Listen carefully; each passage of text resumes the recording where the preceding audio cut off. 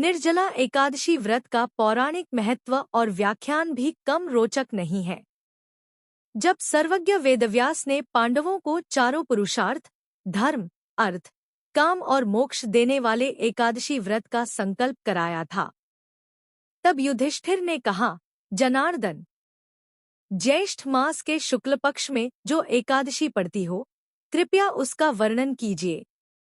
भगवान श्री कृष्ण ने कहा, हे राजन, इसका वर्णन परम धर्मात्मा सत्यवती नंदन व्यास जी करेंगे, क्योंकि ये संपूर्ण शास्त्रों के तत्वज्ञ और वेदांगों के पारंगत विद्वान हैं।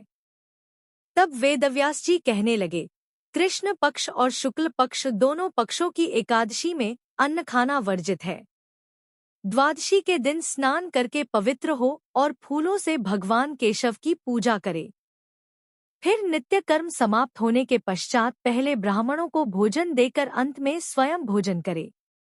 यह सुनकर भीमसेन बोले, परम बुद्धिमान पितामह, मेरी उत्तम बात सुनिए। राजा युधिष्ठिर, माता कुंती, द्रौपदी, अर्जुन, नकुल और सहदेव ये एकादशी को कभी भोजन नहीं करते तथा मुझसे भी हमेशा यही कहते हैं कि भीमसेन एकादशी को तुम भी न खाया करो, परंतु मैं उन लोगों से यही कहता हूँ कि मुझसे भूख नहीं सही जाएगी। भीमसेन की बात सुनकर व्यासजी ने कहा, यदि तुम नरक को दूषित समझते हो और तुम्हें स्वर्गलोक की प्राप्ति अभीष्ट है और तो दोनों पक्षों की एकादशियों के दिन भोजन नहीं करना चाहिए। भीमसेन बोले, महाबुद्धिमान पितामह, मैं आपके सामने सच कहता हूँ, मुझसे एक बार भोजन करके भी व्रत नहीं किया जा सकता, तो फिर उपवास करके मैं कैसे रह सकता हूँ।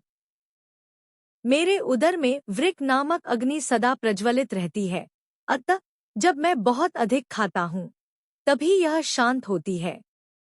इसलिए महामुनि, मैं पूरे वर्ष भर में केवल एक ही उपवास कर सकता हूँ, जिससे स्वर्ग की प्राप्ति सुलभ हो तथा जिसके करने से मैं कल्याण का भागी हो सकूं। ऐसा कोई एक व्रत निश्चय करके बताइए, मैं उसका यथोचित रूप से पालन करूंगा।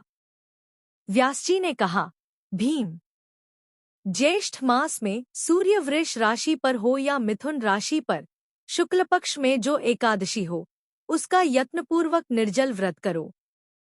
केवल कुल्ला या आचमन करने के लिए मुख में जल डाल सकते हो, उसको छोड़कर किसी प्रकार का जल विद्वान पुरुष मुख में न डाले, अन्यथा व्रत भंग हो जाता है। एकादशी को सूर्योदय से लेकर दूसरे दिन के सूर्योदय तक मनुष्य जल का त्याग करे तो यह व्रत पूर्ण होता है। तदंतर द्वादशी को प्रभातकाल में स्नान करके ब्राह्मणों को विधिपूर्वक जल और सुवर्ण का दान करें। इस प्रकार सब कार्य पूरा करके जितेंद्रिय पुरुष ब्राह्मणों के साथ भोजन करे। वर्ष भर में जितनी एकादशियां होती हैं, उन सब का फल निर्जला एकादशी के पालन मात्र से मनुष्य प्राप्त कर लेता है, इसमें तनिक भी कोई संदेह नहीं है। शंख, चक्र और गदा धारण करने वाले भगवान केशव ने मुझसे कहा था कि यदि मानव सबको छोड़कर एकमात्र मेरी शरण में आ जाए और एकादशी को निराहार रहे तो वह सब पापों से छूट जाता है। एकादशी व्रत करने वाले पुरुष के पास विशालकाय, विकराल आकृति और काले रंग वाले दंड पाशधारी भयंकर यमदूत नहीं जाते। अंतकाल में पीताम्बरधारी, सौम्य स्वभाव वाले, हाथ में सुदर्शन धारण करने वाले और मन के समान वेगशाली विष्णुदूत आखिर इस वैष्णव पुरुष को भगवान विष्णु के धाम में ले जाते हैं। अतः निर्जला एकादशी को पूर्ण यत्न करके उपवास और श्रीहरि का पूजन करो। स्त्री हो या पुरुष, यदि उसने मेरु पर्वत के बराबर भी महान पाप किया हो तो वह सब इस एकादशी व्रत के प्रभाव से भस्म हो जाता है। जो मनुष्य उस दिन जल के नियम का पालन करता है, वह पुण्य का भागी होता है। उसे एक एक प्रहर में कोटि-कोटि स्वर्ण मुद्रा दान करने का फल प्राप्त होता सुना गया है। मनुष्य निर्जला एकादशी के दिन स्नान, दान, जप, होम आदि जो कुछ भी करता है, वह सब अक्षय होता है। यह भगवान श्री कृष्ण का कथन है। निर्जला एकादशी को विधिपूर्वक उत्तम रीति से उपवास करके मानव वैष्णव पद को प्राप्त कर लेता है। जो मनुष्य एकादशी के दिन अन्न खाता है, वह पाप का भोजन करता है। इस लोक में वह चांडाल के समान है और मरने पर दुर्गति को प्राप्त होता है।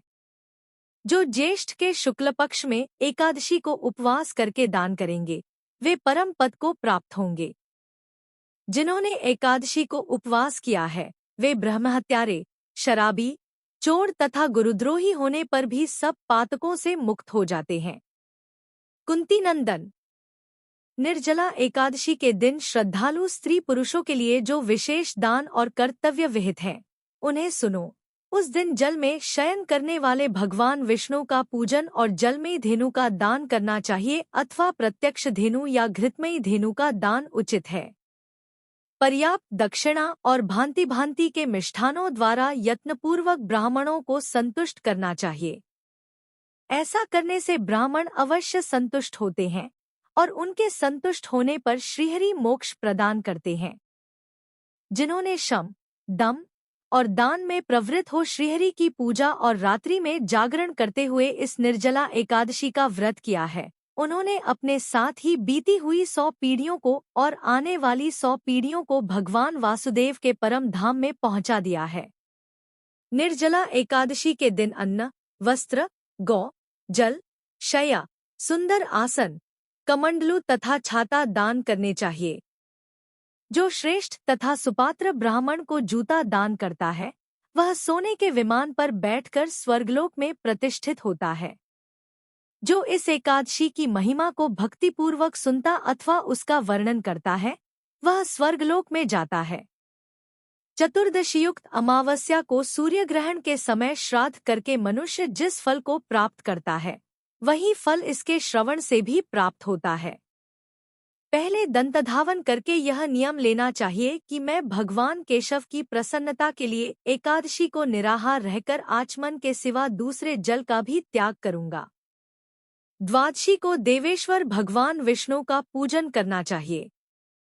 गंध, धूप, पुष्प और सुंदर वस्त्र से विधिपूर्वक पूजन करके जल के घड़े के दान का संकल्प करते हुए निम्नांकित मंत्र का उच्चारण करे। संसार सागर से तारने वाले हे देव ऋषिकेश, इस जल के घड़े का दान करने से आप मुझे परम गति की प्राप्ति कराइए। भीमसेन, ज्येष्ठ मास में शुक्ल पक्ष की जो शुभ एकादशी होती है, उसका निर्जल व्रत करना चाहिए। उस दिन श्रेष्ठ ब्राह्मणों को शक्कर के साथ जल के घड़े दान करने चाहिए। ऐसा करने से मनुष्य भगवान विष्णु के समीप पहुंचकर आनंद का अनुभव करता है। तत्पश्चात द्वादशी को ब्राह्मण भोजन कराने के बाद स्वयं भोजन करे। जो इस प्रकार पूर्ण रूप से पापनाशिनी एकादशी का व्रत करता है, वह सब पापों से मुक्त हो आनंदमय पद को प्राप्त होता है। यह सुनकर भीमसेन ने भी इस शुभ एकादशी का व्रत आरंभ कर दिया। तब से यह लोक में पांडव द्वादशी के नाम से विख्यात हुई।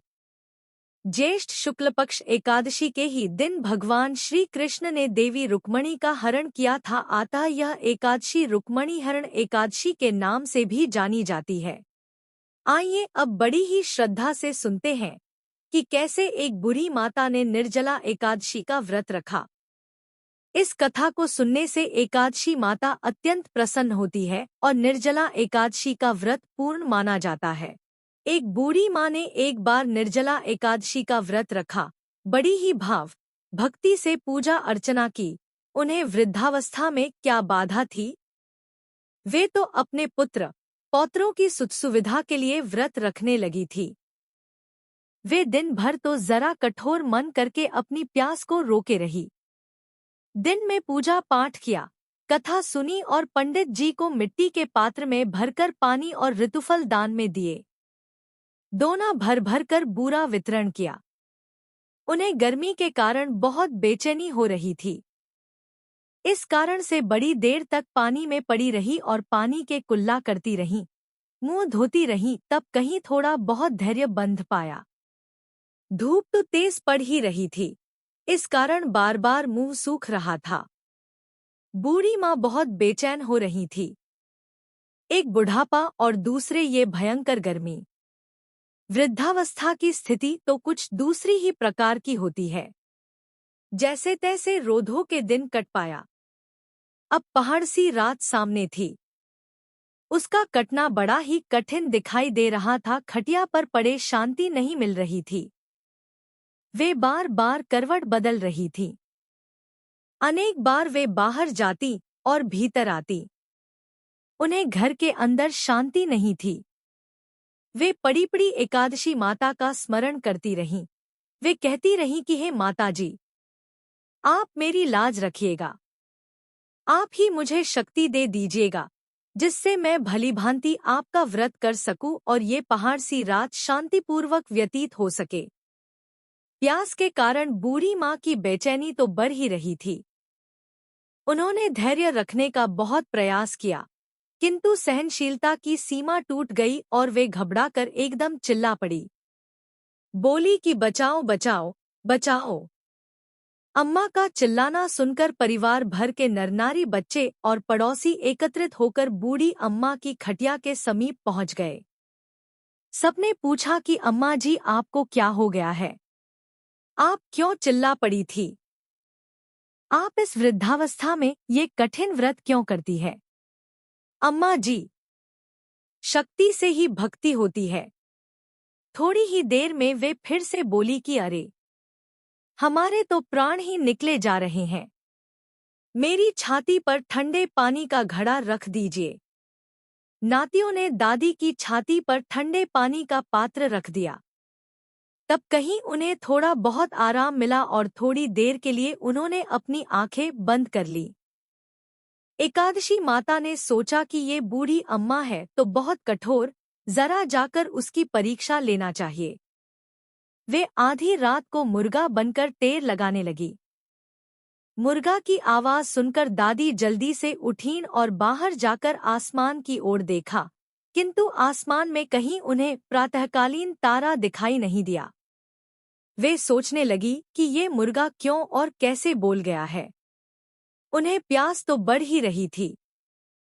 थोड़ा बहुत उनका मन भी विचलित होने लगा था, किंतु अंत में उन्होंने दृढ़ निश्चय किया कि मैं अब व्रत को पूर्ण करके ही छोड़ूंगी, चाहे भले ही मेरे प्राण निकल जाए। ये सोचकर फिर वे खटिया पर शिथिल होकर लेट गई।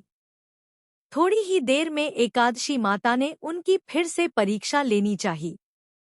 एक छोटी सी बालिका एक गिलास में शरबत लेकर उनके सिरहाने खड़ी हो गई और जोर से बोली कि दादी जी, सवेरा हो गया है, आप हाथ मुंह धोकर शरबत पी लीजिएगा। पहले तो शरबत का गिलास देखकर उनका मन ललचाने लगा, किंतु अचानक व्रत का स्मरण हो आया और उन्होंने सोचा कि मैं किसी भी प्रकार से अभी शरबत नहीं पी सकती हूँ, और वे शांतिपूर्वक अपनी खटिया पर लेट गईं।